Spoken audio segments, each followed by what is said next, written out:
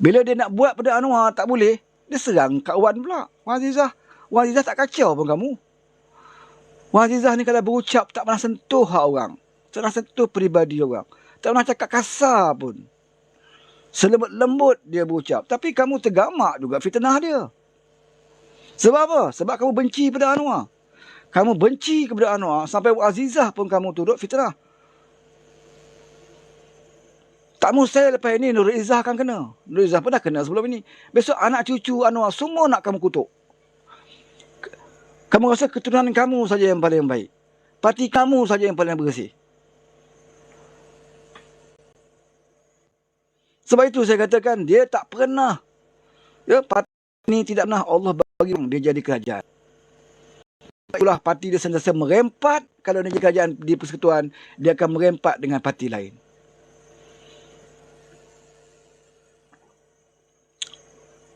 Dia hanya layak level dia negeri ya.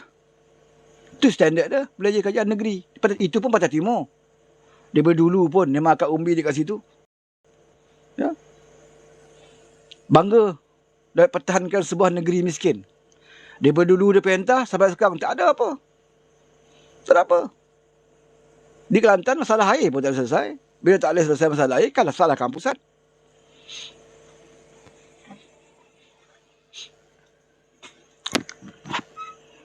Dia tak salahkan Mahathir. Ya? Walaupun Mahathir orang yang mula-mula tarik royalty. Ya? Kelantan Terengganu, dia tak salahkan Mahathir. Sebab apa? Sebab Mahathir dia jadi penasihat dia sekarang. Padahal dia tahu zaman Mahathir. Ya? Bagaimana Kelantan ini dia nak tirikan. Dia tahu. Bukan dia tak tahu. Haji Hadi bukan baru lahir. Haji Hadi ni orang lama. Dia tahu. Dia tahu bagaimana jahatnya Mahathir melakukan. Ya? Menganiaya Kelantan ini. Dia tahu. Dia juga tahu zaman Mahathir lah menyekat peruntukan sekolah-sekolah agama. Berlaku di zaman Mahathir Mohamad.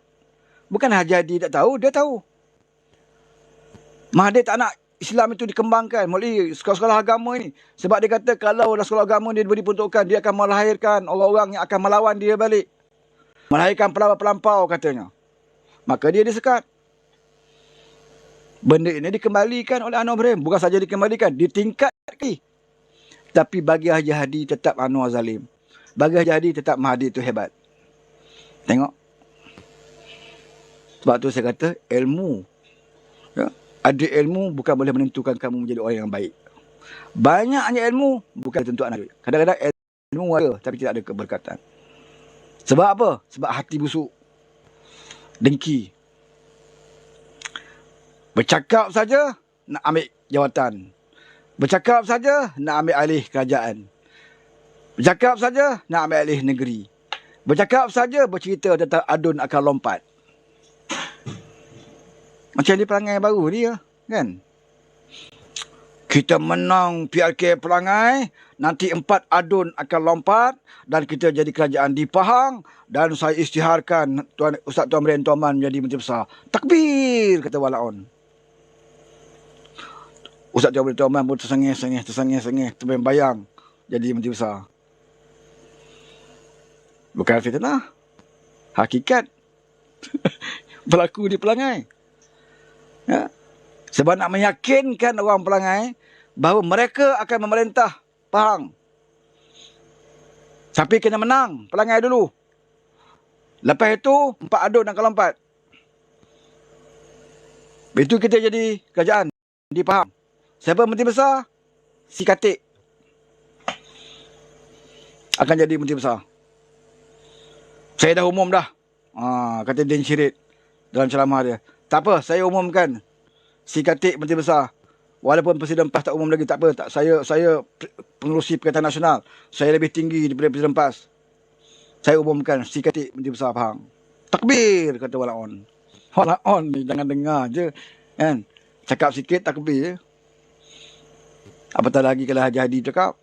Haji Hadi batuk, takbir. Haji Hadi terkentut sikit, takbir. Semua nak takbir. Sanusi mencarut pun takbir. Cakaplah apa pun. Ya? Lan pun dia takbir. Ko. Lan, ko. Dia semakin lama semakin tinggi martabat carut dia tu. Dulu sebut lan je. Lan tak potong, dia kata. Dia tangkap pelanggan, dia sebut tak kerat. Dia semakin lama semakin tinggi. Sebab apa? Mencarut dia semakin lama semakin tinggi. Sebab para ulama dalam parti dia tak tegur. Tak tegur. Sebab apa tak tegur? Sebab Sanusi gang kita. Cuba Sanusi tu DAP.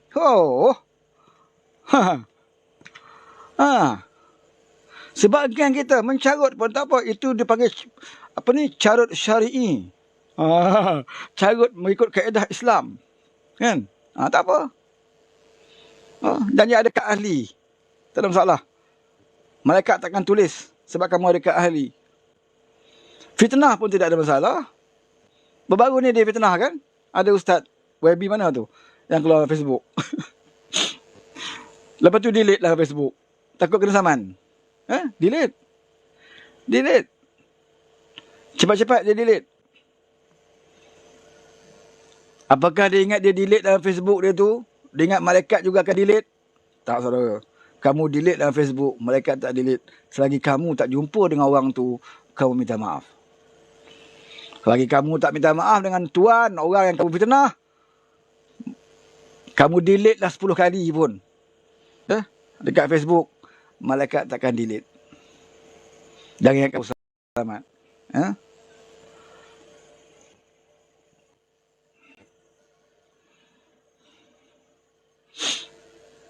Isu Palestin pun nak dipolitikkan. Orang bertempur dekat sana. Hari-hari berapa ribu mati. Kita dekat sini sibuk berlumba-lumba siapa paling Palestin. Anwar bukan orang yang jujur. Anwar penakut nak sebut ini. Anwar penakut hantar tentera perang. Dia ingat hantar tentera perang tu semudah kau berbaris cosplay dekat Terengganu tu lagi ke? Bawa parang kayu, bawa apa berbaris macam tu. Ingat macam tu mudah. Kamu ingat berperang nak pergi ke Palestin tu semudah kamu nak bertempur dari Memali macam dulu. Ingat macam tu. Kita hantar tentera pengaman saja. Dan selama ni bukan berperang. Bukan nak pergi hantar tentera berperang. Hantar tentera pengaman saja perlukan kelulusan. Perlukan ada mandat.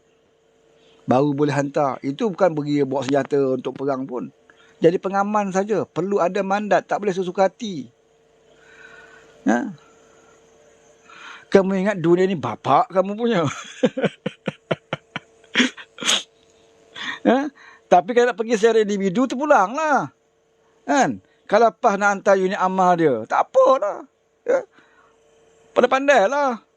Berenang kat lautan Cina Selatan tu ke.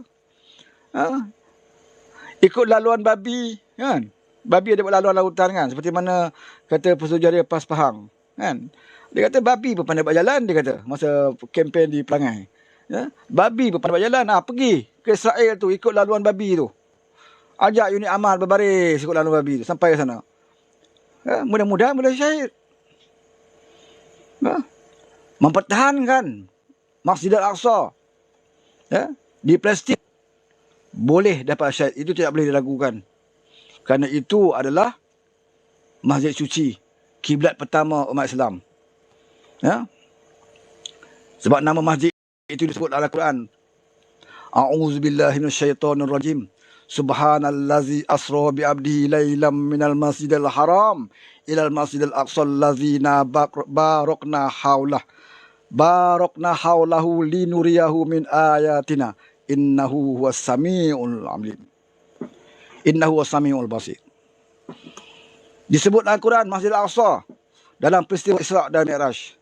Sebab itu siapa yang mempertahankan Masjid Al-Aqsa, insya-Allah kematian mereka adalah syahid. Dan apa ramai dah.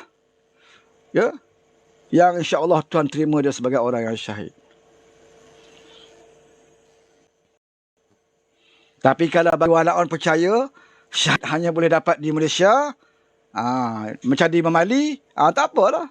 Tak payahlah pergi Masjid Al-Aqsa. Buatlah Memali 2.0. Yang Mahdi kata mati katak tu.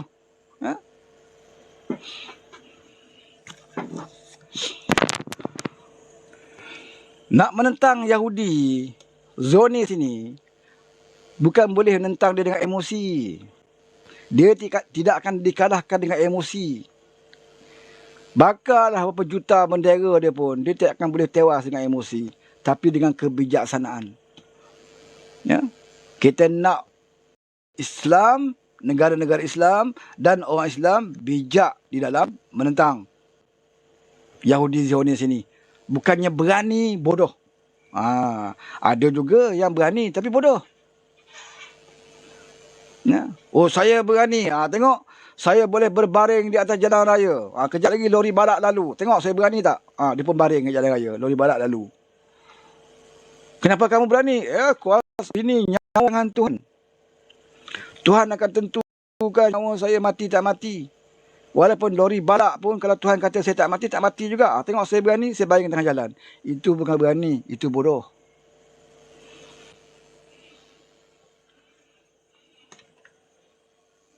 Sebab itu orang Yahudi cukup takut kalau umat Islam cerdik.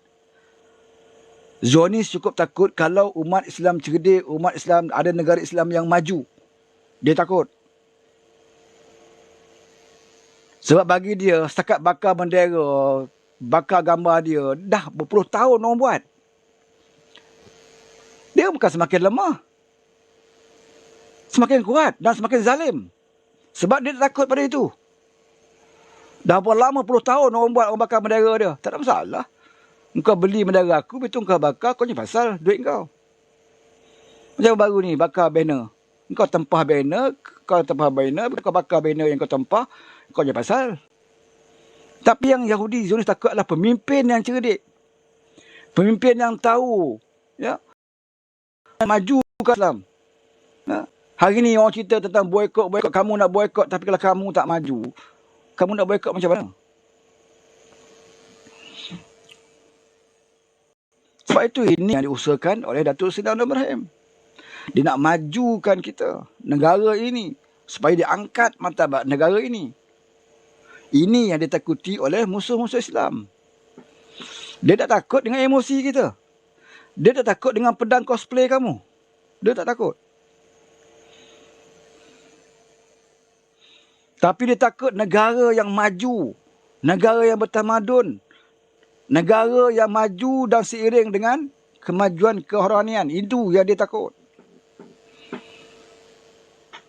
Dia takut pemimpin seperti Datuk Seri Anwar Ibrahim ini bukan saja yang tahu tentang ekonomi, bukan saja yang boleh berdiplomasi dengan negara barat, tetapi dia juga berhubung rapat dengan para ulama dunia. Ini yang dia takut. Sebab Anwar sendiri sebagai pemimpin, dia tahu nak mengimbangkan. Ya? Dia boleh berbicara dengan orang barat yang bukan Islam. Dia boleh berbicara dengan negara Islam. Dia boleh berbicara dengan orang yang bukan agama Islam di dalam negara dia sendiri. Dan dia boleh berdamping dengan semua orang. Dia boleh berdamping dengan orang seni. Dia boleh berdamping dengan peladang-peladang. Dia juga boleh berdamping dengan para ulama. Berapa ramai ulama-ulama muktabar dunia yang telah panggil dalam program-program yang diadakan setiap bulan di Seri Perdana. Baru ini pun dia panggil ulama-ulama pondok dalam negara kita. Ya, termasuk pondok di Pahang, pondok di Kelantan ada datang. Ya, daripada Kedah pun ada datang dalam majlis pondok. Dan dia bersama ulama dalam satu majlis ilmu. Maknanya dia boleh berada dan boleh bergaul dengan semua golongan.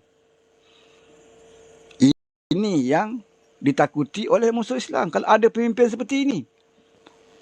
Tapi kalau ada pemimpin yang cerita je, hanya tahu nak membangunkan negara dengan menara mencakar langit. Kemudian landasan dia hanya kepada beberapa pandang ke timur, tetapi hasilnya dapat pada koloni-koloni, orang Yahudi tak akan takut. Sebab orang ini boleh, bila masa saja boleh dibeli, ya, oleh orang Yahudi. Apatah lagi puak-puak lebay. Lagi dia tak takut. Takbir lah kuat mana pun.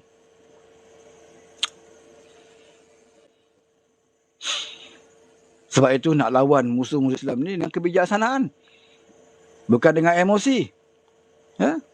Dengan kebijaksanaan. Bagaimana cara dia? Kita tidak ada kekuatan, tapi kita ada akal.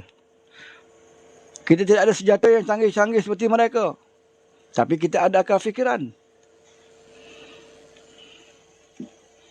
Ini kenapa tak pergi hantar tentera kita?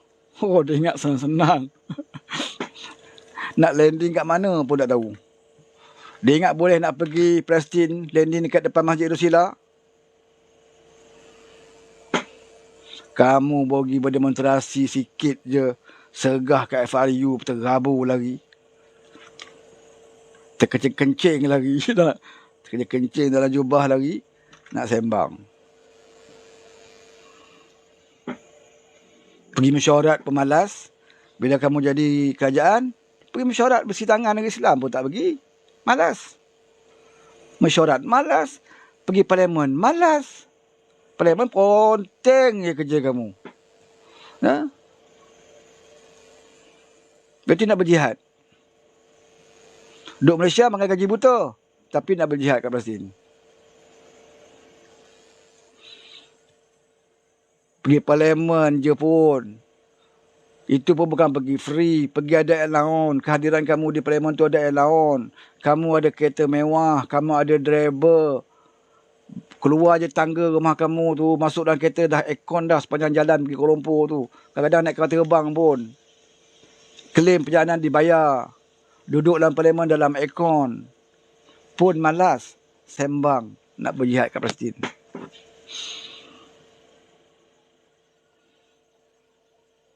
Kalau datang pun merapu. Orang cerita pasal bajet belanjawan. Ha? Kamu cerita pasal tebuk atap lah. Ha? Cerita pasal kerajaan ini zalim lah. Sebab apa zalim? Sebab tak bagi duit kat kamu. Itu je. Waktu kamu kerajaan, kamu tak bagi pun. Oh, waktu kamu kerajaan, tak perlu bagi duit orang. Tapi bila kamu tak jadi kerajaan, kamu nak duit. Cerdik pula otak kau. Laman dan cirik lu pun. Dari parlimen tak dapat. Yang sembang. Bahkan peruntukan kawasan pun di Kelantan tu rendah. Sekarang dia peruntukan Kelantan paling tinggi. Ha? Tapi lah, bila kita dah baik, orang pijak kepala. Sampai nak berziarah orang mati pun, nak minta duit dengan PMX. Nak sembang dalam parlimen, nak cerita. Kamu ziarah orang mati, kamu sedekah duit. Nak claim balik. Malulah dengan ketua kampung. Dengan tok empat kampung. Ketua kampung tu pun, kalau dia ziarah orang mati, dia keluar duit, dia tak claim dengan kerajaan pun. Kamu oleh parlimen puluh-puluh ribu sebulan. Itulah kualiti yang ada. Ya, tengok kualiti Langkawi berhujah. Mencarut. Nak suruh ahli parlimen datang Langkawi tanpa pakaian. Apa ni? Kamu parti mana? Mewakili parti apa? Bercakap macam tu. DAP pun tak cerita benda macam tu. Datanglah tanpa pakaian pun tak apa. Cakap kat ahli parlimen wanita daripada DAP. Tak malu ke kamu orang Islam cakap macam tu pada bukan Islam? Tak malu ke? Lepas tu bila DAP marah, kejap lagi mulalah kamu kafir kan? Kamu cakap melucah. Wanita. Bukan Islam. Cakap melucah. Bila orang marah lagi, mulalah kamu kata kafir. DAP kamu kafir. DAP kafir. Ni. Ni puak-puak dia. Puak-puak yang ada hari ni. Yang kau orang lantik jadi ahli parlimen. Tu kerja dia. Yang hari ni sibuk lagi berjihad tu. Duduk kat Malaysia, cakap kotor. Mencarut. Itu sembang nak pergi berjihad. Repeat perara. Ada orang naik, saya nak rehat pula.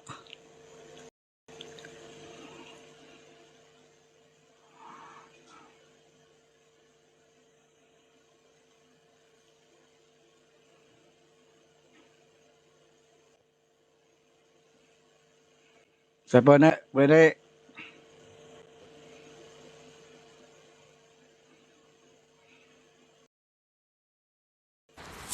Waalaikumsalam. Okey. Salam. Abang Fazudin. Macam ni lah. Bagi saya, diorang ni tak kata berjihad. Tapi sebenarnya, diorang belum betul berjihad. Berjihad daripada hati belum lagi ada. Sebab pernyataan-kenyataan diorang semua pernyataan-kenyataan yang kurang baik. Suka menghukum, menilai orang daripada tu. Tak bagi contoh yang baik. Contoh kalau ikutan kita. Apa contoh dan idola kita? Idola kita Nabi Muhammad sallallahu alaihi wasallam. Kalau kita mengikut idola kita, kita akan berkata baik-baik. Nabi Muhammad dibaling tahi. Adakah dia balas baling tahi balik? Tak. Mana kesabaran, mana kekuatan, mana ketakwaan. Lepas tu claimlah apa ni, Datuk Anwar Ibrahim tak buat apa-apa, tak hantar askar ke Palestin ke. Kenapa tak hantar? Ada sebabnya, ada strategi Datuk Seri Anwar ni buat. Tapi korang hanya menghukum, tahu menghukum, menjatuhkan hukum pada seseorang. Datuk Seri Anwar kata, jangan menilai orang. Nampak kau macam kata kau Islam, tapi sebenarnya kau betul-betul Islam. Kau nak apa? Nak nama, nak gelaran, nak pangkat, nak kata nak pergi berjuang ni, nak kontok ni, contohnya nak tunjuklah kat dunia, konon-kononnya PAS ni hero lah. Contohnya Muar lah dia kata. Inilah hero Malaysia. Untuk apa? Untuk famous di mata manusia, bukan famous di mata Allah. Jika manusia berpura-pura untuk kebanggaan, ego dan agama apa ni, inilah manusia yang suka berpura-pura. Berpura-pura hanya di dunia. Kalau kata dia berpura-pura ikhlas kerana Islam, agama dan sebagainya, tak ada kata macam tu. Tak ada menghukum. Sebab dia ketepikan apa yang Perdana Menteri buat. Dia nampak kebaikan. Alhamdulillah. Contohlah orang yang berjihad, orang-orang Palestin tu, orang kat Gaza tu. Contoh ada isu kata berjihad. Dia tak bising. Dia dah berjihad dah. Sebab apa dia dah berjihad? Hati dia, kalau ada masalah beras ke, masalah makan ke, dia dah bersedia daripada segi mental, rohani, jasmani dan semuanya. Dia dah bersedia. Orang tawan dia tangkap dia tak akan bocorkan rahsia ketenteraan ke apa ke, apa yang negara dia buat.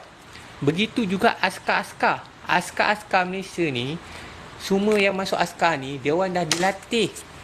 Masuk kubang mana ni, diejek ke, dihina, dicaci ke, tak dapat makan seminggu ke. Macam filem Rambo, kita tengok filem Rambo, ditoreh badan dia tu, ditoreh. Tapi dia tak bercakap. Sebab mental dia dah tanam. Apa pun jadi pada dia, kau bunuh aku pun, aku tak akan bongkarkan rahsia negara aku. Apa yang aku buat untuk negara, untuk apa ni, perjuangan aku, dia tak akan bongkar. Tapi kalau orang yang macam yang sebelah sana tu, bau sikit, bau dicuik sikit, dah terasa. Dah buka-buka ni pasal beras, isu beras, isu minyak, bau isu minyak, bau isu beras. Nak kata pergi berjihad, apa lagi? Bayangkan kalau keadaan sana, saya belum makan lagi tuan. Macam mana ni? Nak berjihad macam mana? Kau mengadu sikit baru nak makan, isu makan kata, saya belum makan ni, saya lapar ni. Macam mana ni orang Israel ni seksa saya macam ni? Macam mana nak berperang ni? Dia macam ni Salam. Dia isu tentera ni bukan masalah berani tak berani. Isu dia, masalah dia memang tidak boleh. Yelah, bukan masalah berani. Mental dia. Mental, rohani, jasmani itu masalahnya sebenarnya. Diorang bersedia tak? Kalau isu beras pun, isu makanan pun, mental, rohani pun diorang tak bersedia. Macam mana lagi keadaan kat sana? Keadaan sana kita tak boleh gambarkan. Dia mental tu, itu satu perkara lah mental. Tapi kalau kita mental kuat macam mana pun, dari segi peraturan dia tak boleh hantar tentera. Peraturan tu dah tak boleh hantar. Bukan mudah nak pergi hantar askar berperang ni. Dengar je perang kita pergi, dengar je perang tak pergi, tak boleh. Kita dulu di dunia ni kena terikat dengan peraturan dunia. Itu kalau dah boleh baru kita masuk bab lain. Okey, siapa tentera yang layak? Dia ada dalam Islam, dia ada kaedah juga. Yang antara perang ni kena check orang ni macam mana. Orang yang kerohanian dia lemah, dia tak boleh hantar. Zaman Nabi dulu dia pilih sahabat-sahabat yang kuat ibadat, yang ni pergi dulu. Yang tak ada dia tak pergi, tak bawa. Jadi itu bab lain. Itu bab lain. Itu bab setelah kita dibenarkan untuk pergi berperang. Sekarang ini halangan pertama pun tak lepas dah. Memang kita tidak boleh berpergi. Tak boleh pergi sana pun. Sebab itu negara Arab sebelah tu pun, dia lagi dekat, jiran aja. Dia tak hantar askar pun. Kan? dia ada peraturan dia untuk nak hantar tentera. Dia orang dah Dan tahu sebenarnya pasal dia orang pernah jadi kerajaan. Dia pernah jadi kerajaan. Dia orang tahu peraturan tu, tapi dia sengaja biarkan walaun dia jadi bodoh. Sebab dia sukalah walaun dia bodoh. Sebab walaun dia akan kutuk pihak dia penakut, pihak dia penakut tak hantar tentera. Padahal pemimpin dia tahu. Sebab itu dalam parlimen dia orang tak main isu ni, sebab dia tahu kalau dia main dalam parlimen dia kena bodoh lah. Tapi dibiarkan walaun di bawahnya main isu ini supaya yang bodoh akan terus jadi bodoh. Itu aja. Okey, Tok Adi. Okey. Sambung. Assalamualaikum warahmatullahi wabarakatuh. Pada Waalaikumsalam. Abang Wan dan juga saudara Salam ya. Okey, saya ingin menambah sikitlah daripada yang Abang Wan cakap tu mengenai isu penghantaran tentera dan sebagainya ya. Ramai walaun di bawah ni yang mengatakan bahawa PMX takut ya, kenapa kita tak hantar tentera. Sebenarnya mereka ni tak baca daripada sejarah, daripada peraturan-peraturan. Sebenarnya kita negara Malaysia ni terikat kepada satu pertubuhan iaitu NAM ya, NAM, iaitu Pertubuhan Negara-Negara Berkecuali.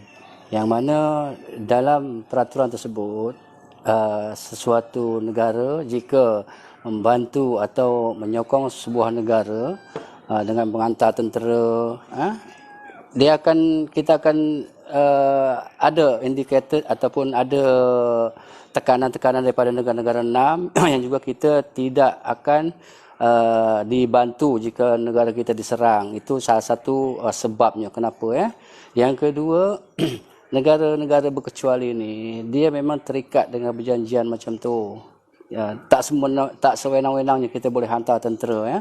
Terutama PBB sekarang ni, saya berbalik pada isu PBB sekarang ni. Peraturan PBB kita tidak membenarkan sesuatu negara untuk menghantar tentera dengan sewenang-wenangnya kecuali mengikut ketetapan ataupun keizinan PBB ya. Itu pun kita kena menghantar melalui misi pengaman ya, misi pengaman PBB. Di situ kita boleh hantar tentera. Yang mana kita dah dipersetujui, kalau tak silap saya, misi mengaman untuk dihantar ke Palestin bersama negara-negara yang lain. Kalau boleh suatu negara tu menghantar tentera ataupun pasukan mereka.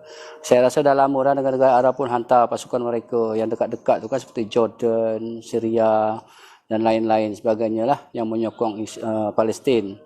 Jadi itu sebabnya kena berhati-hatilah, kena berhati-hatilah bercakap tu, jangan kita menimbulkan atau boleh menimbulkan fitnah ya terhadap seseorang, terhadap kerajaan, apatah lagi terhadap individu-individu tertentu yang banyak menyerang PMX sekarang ni. Kalau kita tengok tulisan-tulisan mereka pun, saya pun takut sebenarnya, takut dan gentar tengok tulisan-tulisan mereka. Bukan takut apa, takut kita pun terkias dengan apa yang mereka cakap. Tapi bila kita jawab, nanti ialah kita takut terkias lah, takut kita kena tempias daripada apa yang mereka cakap tu.